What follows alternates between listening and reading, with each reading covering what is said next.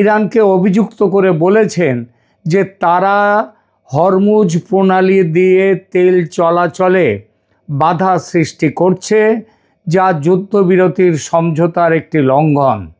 তিনি তেহরানকে সতর্ক করে দিয়েছেন যেন তারা কোনো জাহাজের ওপর শুল্ক বা টোল আরোপ না করে। ট্রাম্প বলেছেন, ইরানের সহযোগিতা থাকুক বা না থাকুক, হরমুজ প্রণালী দিয়ে তেলবাহী জাহাজের আনাগোনা চলবেই।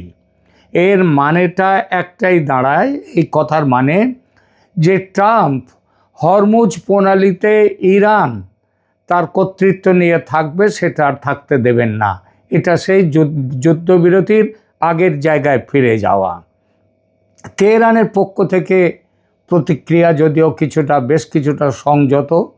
ইরানের সর্বোচ্চ নেতা, ধর্মীয় নেতা মোজতবা খামেনি, তিনি বলেছেন ইরান যুদ্ধ বাড়াতে চায় না, তবে তিনি স্পষ্ট করে দিয়েছেন যে ইরান তার সার্বভৌম অধিকার ছাড়বে না। এই সার্বভৌম অধিকারের মধ্যে হরমুজ প্রণালীর ওপর তাদের নিয়ন্ত্রণও অন্তর্ভুক্ত।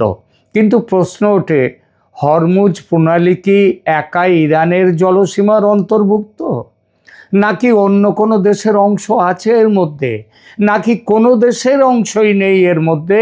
এটা আন্তর্জাতিক জলসীমা, আন্তর্জাতিক সমুদ্র সীমা, সুতরাং কারোরই কোনো অধিকার নেই। এই বিষয়টা নিয়ে দেখলাম আমাদের অনেকেরই ধারণা স্পষ্ট নয়।